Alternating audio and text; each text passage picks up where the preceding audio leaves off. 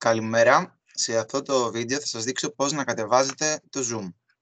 Καταρχάς ανοίγετε το browser σας, το Google δηλαδή, και πληκτρολογείτε Zoom με αγγλικούς χαρακτήρες. Επιλέγετε το download. Σας βγάζει δύο επιλογές. Επιλέγετε το πρώτο.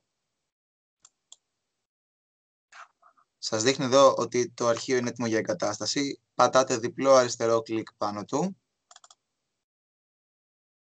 και περιμένετε να κατέβει μόνο του.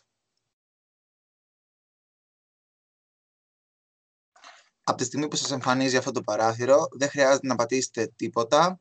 Η εφαρμογή έχει κατέβει, έχει εγκατασταθεί και το μόνο που έχετε να κάνετε είναι να περιμένετε το link που θα σας στείλουμε εμείς στις ομαδικές, θα το πατήσετε και η εφαρμογή θα ανοίξει μόνη της.